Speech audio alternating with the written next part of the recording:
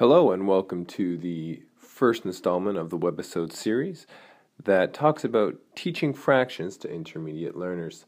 Now in this first Webisode series we're going to focus on key student learnings for this topic, which is fractions. There are two specific topics that we're going to talk about.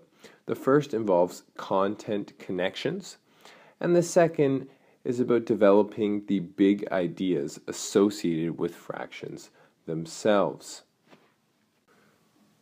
So we'll begin by talking about the content connections associated with fractions. Now the first content connection states that fractions have a variety of meanings. It's important for intermediate learners to understand that fractions represent part of a whole, or they can be represented as the part of a set where the different elements are not identical. They can also be expressed as ratios for comparison purposes. Now the next content connection states that fractions have many practical examples. Fractions can be seen in many daily real-world situations such as construction, cooking, sewing. It can be seen in sports. And it is important for students to recognize the fact that fractions do come up and are practical. Now, the last content connection stipulates that students can create a variety of representations for the same fraction. Now, it's very important for students to really understand conceptually what a fraction is and how it can be manipulated and changed into decimal format, into percentage format, and into ratio format, because fractions will, in real world situations, come up in all these different forms. So the next idea that we're going to cover is the idea of big ideas in mathematics. Now, the ultimate goal for student learning is to be able to associate the fractions with their big ideas. Now, the first big idea that we're going to touch on involves numbers, and it states the set of real numbers is infinite, and each real number can be associated with a unique point on a number line. And as you can see, this specific big idea has direct relationships with fractions. Now, in our example, we're going to take a look at the division of fractions from a whole into its separate parts. As you can see, I'm drawing a number line between 0 and 1 here on the page.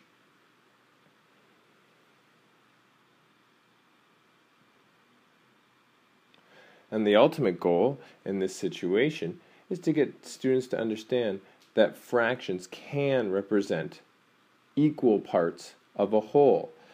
You can place 1/2 in the middle of the number line between 0 and 1, and that can represent half of one total whole. Now, this can also be represented visually.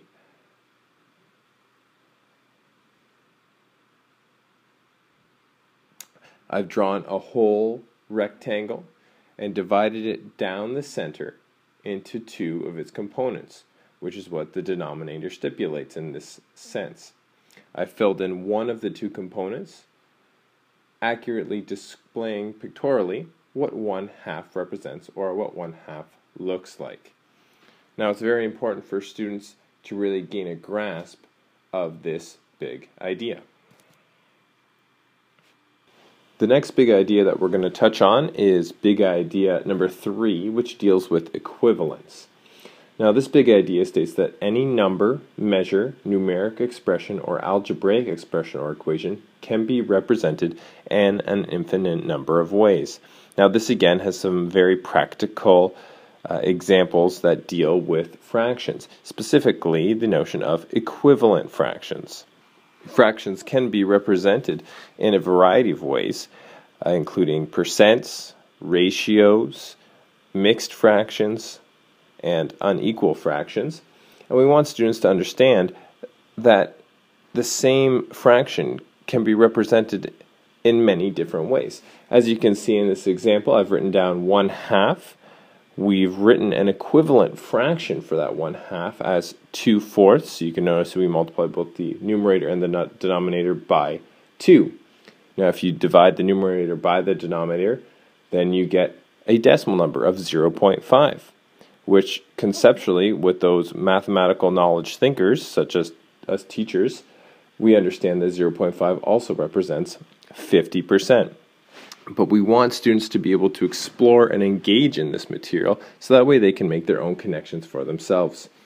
I also described this solution pictorially, understanding that first a square was cut in half, one of the two halves was shaded in, and then the halves were each split in half one more time to create an equivalent fraction of 2/4. Another very important concept for students to gather when they're exploring fractions, and specifically equivalent fractions. Now the last big idea that we're going to touch on is big idea number 6, and it involves properties. It states, for a given set of numbers, there are relationships that are always true, and these are the rules that govern. And this point, or big idea, also has some very specific examples related to fractions. Specifically, we take a look at multiplying fractions or adding fractions and the rules that are associated with those fractions. Let's take a look at an example to give a little bit of proof and explanation to this solution. So we have 3 fractions that we're trying to multiply together: 3/4, 2/3, and 1/6. Now conceptually, as mathematical thinkers, we understand that the order in which the fractions are multiplied does not matter, and therefore 3/4, 2/3, and 1/6 can be multiplied in any manner of ways and will still come up with the same exact answer. Again, another example that children need to explore and associate with multiplying fractions.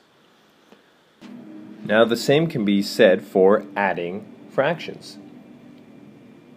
As you can see here, we're providing another example.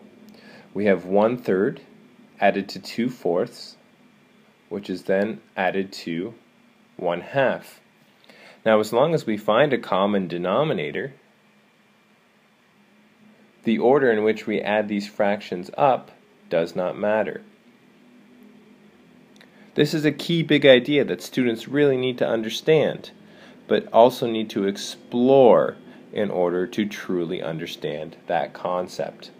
Now there are a few other big ideas that really deal with fractions as a subject, and if you want to learn more about teaching big ideas to mathematics, you can take a look and click the link above. The essay is titled Big Ideas and Understandings as the Foundation for Elementary and Middle School Mathematics, and it is a scholarly journal written by Randall Charles. I want to thank you for listening to this first installment of the Webisode series, and please join me and click the link for the second installment as well, where we will be speaking about key student challenges or misconceptions involved with teaching fractions. Thanks a bunch. Have a good one.